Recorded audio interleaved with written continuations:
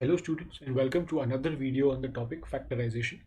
Last video के अंदर हम लोग ने इसके 5 टेक्निक में से fourth technique splitting the middle term और सॉल्विंग क्वाड्रेटिक एक्सप्रेशंस की टेक्निक को सीखा था। आज के इस वीडियो के अंदर हम इसकी आखिरी टेक्निक यूजिंग एल्जेब्रिक आइडेंटिटीज सीखने वाले हैं। अगर आपको पहले 2 वीडियोस देखने हैं तो मैंने उसकी वीडियो लिंक्स डिस्क्रिप्शन बॉक्स के अंदर डाली हुई है। तो moving on, the fifth technique using algebraic identities. ये टेक्निक स्टूडेंट्स हम लोग तब यूज़ करते हैं जब हमें एल्जेब्रिक एक्सपेंशंस चैप्टर में जो आइडेंटिटी सिखाई गई है उसमें से कोई एक फैक्टराइज्ड आइडेंटिटी यूज़ करनी होती है। Such as first A square minus B square, ये ऑलरेडी एक फैक्टराइज्ड आइडेंटिटी है क्योंकि ये ए स्क्वायर माइनस बी स्क्वायर के टाइप के जो भी एक्सप्रेशंस है उसे ए प्लस बी इंटू ए माइनस बी के फॉर्म में लेके आ सकती है। और उसकी दो और आइडेंटिटीज है, a cube plus b cube which is a plus b times a square minus ab plus b square and a cube minus b cube which is a minus b times a square plus ab plus b square।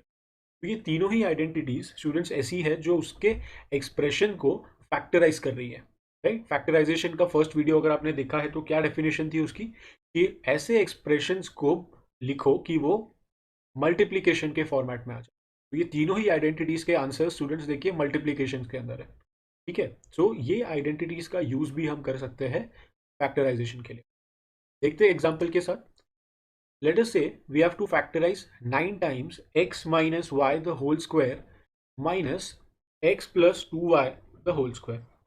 ठीक है, तो यहाँ पर number of terms कितनी है? 2। लेकिन ये first term के अंदर जो स्क्वायर है वो सिर्फ किसका है? वो सिर्फ इस ब्रैकेट का स्क्वायर है। सेकेंड वाला टर्म कंप्लीट स्क्वायर है।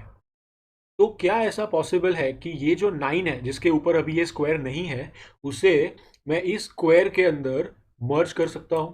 Is it possible? देखो कैसे हो सकता है ये। 9 को हम 3 का स्क्वायर लिख सकते हैं और लॉ ऑफ इंडाइसिस से वो दोनों स्क्वायर मर्ज हो सकते हैं लाइक दिस। तो we can have 3 times x minus y पूरे का square minus x plus 2y पूरे का स्क्वायर। अब ये स्टेप हमने क्यों किया? क्योंकि हमको ये identity A square minus B square जैसी दिख रही थी। लेकिन A square minus B square use करने से पहले we have to have that form जिसमें फर्स्ट टर्म इज ए और उस पूरे का स्क्वायर हो, सेकेंड टर्म बी और उस पूरे का स्क्वायर हो। यहाँ पे बी का स्क्वायर एज इट इज था लेकिन ए के स्क्वायर में 9 was not the part of that square. तो सबसे पहले हमने उस 9 को 3 बना के उस स्क्वायर के अंदर मर्ज किया और अब इस नेक्स्ट स्टेप के अंदर हम इसको A square minus B square से सॉल्व कर सकते हैं जहां पे A is this complete thing and B is this complete thing. Right, तो अब जहां जहां आपको ए दिखेगा आप उसकी जगह पर 3x माइनस 3y डाल सकते हैं और जहां जहां आपको b दिखेगा वहां आप x प्लस 2y डाल सकते हैं। तो ये किस तरह से अब फैक्टराइज हो जाएगा? a plus b a minus b, तो ये रहा हमारा a plus b times a minus b. ठीक है, समझ में आ रहा है ये चीज।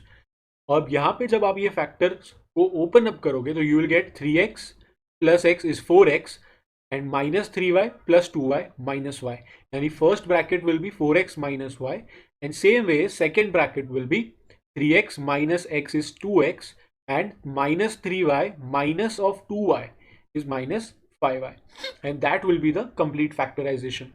तो यहाँ पर आपको सिर्फ इतना ही मेक श्योर करना है कि जिस भी आइडेंटिटी को आप यूज कर रहे हो उसका फॉर्मेट 100% मैच होना चाहिए। ठीक है, जैसे ए स्क्वायर लिखा है तो आपके एक्सप्रेशन में भी किसी का स्क्वायर ही होना चाहिए, उसके आसपास और कोई ऐसा नंबर नहीं हो सकता जो उस स्क्वायर के अंदर ना आ रहा हो। ठीक है, let us see one more example. Factorise x raise to 4 plus x square y square plus y raise to 4। इसको बहुत ध्यान से ऑब्जर्व करना ताकि इसके सिमिलर जितने भी सम्स आप प्रैक्टिस में सॉल्व करोगे तो उसमें एटलीस्ट आपको ये स्ट्राइक हो कि इस तरह से भी क्वेश्चंस को सॉल्व किया जा सकता है। ठीक है, तो क्वेश्चन लिखा पहले क्या है हमारा, x raise to 4 plus x square plus y raise to 4। This is a bit similar to quadratic but excluding the powers. जैसे फर्स्ट टर्म है, एक लास्ट टर्म है और उन दोनों का multiplication is the middle term. Right. ये चीज़ क्या हम ऐसे भी लिख सकते हैं, कुछ ज़्यादा चेंजेस नहीं किए हैं, बस हमने एंड में एडिशन और सब्ट्रैक्शन किया है एक्स स्क्वायर वाई स्क्वायर का। क्यों किया है ये अभी आपको थोड़ी देर में समझ में आ जाएगा। ठीक है, तो यहाँ पे if plus x square y square and plus x square y square, can I write is 2 times x square y square. Minus x square y square को अभी ऐसे ही रहने दिया है। ठीक है, अब यहाँ पे observe this first 3 terms very carefully. क्या ये आपको कोई आइडेंटिटी से रिलेटेड दिख रहा है? Is it a square plus 2ab plus b square? लिख के देखते हैं। पहले में किसी का स्क्वायर होना चाहिए, तो मेरा first term was x raise to 4। अब सोचो एक्स रेज टू 4 किसका स्क्वायर है? एक्स स्क्वायर का, तो हमने उसे एक्स स्क्वायर का स्क्वायर लिख दिया। Third term y raise to 4, वो किसका स्क्वायर है? वाई स्क्वायर का, तो उसे भी हमने वाई स्क्वायर का स्क्वायर लिख दिया। अब परफेक्ट ट्राइनोमियल के लिए क्या होना चाहिए? ये फर्स्ट ब्रैकेट में जो है वो मल्टीप्लाइड बाय ये सेकेंड ब्रैकेट में जो है वो, और उसका डबल। यानी कि ये आपका फर्स्ट ब्रैकेट है, ये आपका सेकेंड ब्रैकेट है, और ये उसका वो डबल है। क्या वो परफेक्ट ट्राइनोमियल में हमारी मिडिल टर्म दिया? X square y square and 2। Yes, 2x² y square is a middle term जो यहाँ से मिल रहा है। यानी कि ये पहली 3 टर्म हमारी परफेक्ट ट्राइनोमियल बन रही है। राइट, तो यहाँ पे दूसरा हमने क्या रीअरेंजमेंट किया? एक्स स्क्वायर वाई स्क्वायर को लॉ ऑफ इंडाइसिस से x into y the whole square लिख दिया, दोनों को मर्ज कर दिया एक स्क्वायर के अंदर। अब फर्स्ट 3 हम होल स्क्वायर में लिख रहे हैं, तो कैसे लिखोगे? फर्स्ट ब्रैकेट में जो है वो, फिर ये मिडल वाले की साइन, और एंड का जो ब्रैकेट है वो, और उसको होल स्क्वायर दे दो, तो ये हो जाएगा X square plus Y square the whole square. Right, और minus X Y the whole square तो पहले से ही है। तो सी, अब ये हमारा आइडेंटिटी बन गया A square minus B square, जहाँ पे A is replaced by X square plus Y square and B is replaced by X into Y. ठीक है, तो अब यहाँ पे हम A square minus B square का आइडेंटिटी यूज कर सकते हैं। तो क्या आ जाएगा?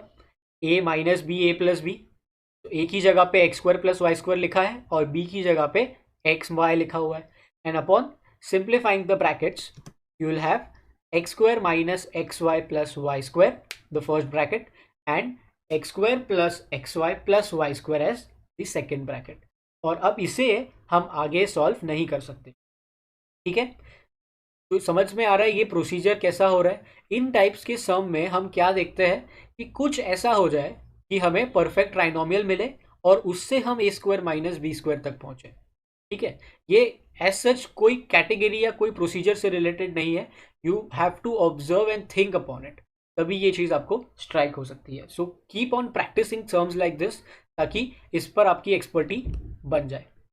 Moving on to next example, factorise 2a raise to 7 minus 128a। ठीक है, सोल्यूशन क्वेश्चन लिख लिया, 2a raise to 7 minus 128a।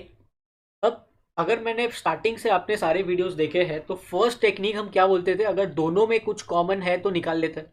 तो यहाँ पे दोनों में 2 नंबर कॉमन हो सकता है, यहाँ पे भी 2 है, और यहाँ 128 में से एक 2 निकल जाएगा, बाकी जो है वो रह जाएगा।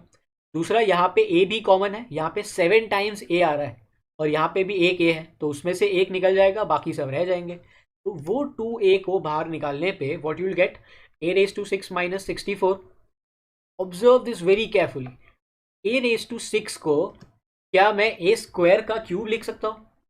यस, लॉ ऑफ इंडाइसिस है। 64 भी 4 का क्यूब है, यानी कि जो दोनों टर्म मुझे कॉमन लेने के बाद मिली was cubes of some other terms, ताकि मैं A cube minus B cube का फॉर्मूला यूज कर पाऊँ। तो अगर यहाँ पे A cube minus B cube का आइडेंटिटी यूज किया, then what should we get? 2a times A square minus 4 times A raise to 4 plus 4a square plus 16। Identity क्या था students? A cube minus B cube is A minus b. ठीक है, यहाँ पे ए क्या है तुम्हारा?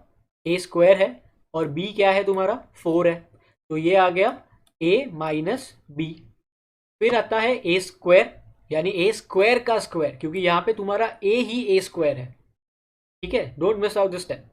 एक स्क्वायर है तुम्हारा फर्स्ट टर्म, और उसका भी स्क्वायर इस जगह पर आने वाला है, that is a raise to 4। Then it comes a b, a is a square and B is 4, multiplication is 4a square. Then b का स्क्वायर, b तुम्हारा 4 है, उसका स्क्वायर कर दिया तो ये आ जाएगा 16। ठीक है, तो आइडेंटिटी को याद रख लो ताकि इसमें सब्सटीट्यूट करते टाइम कोई भी मिस्टेक ना होने पाए।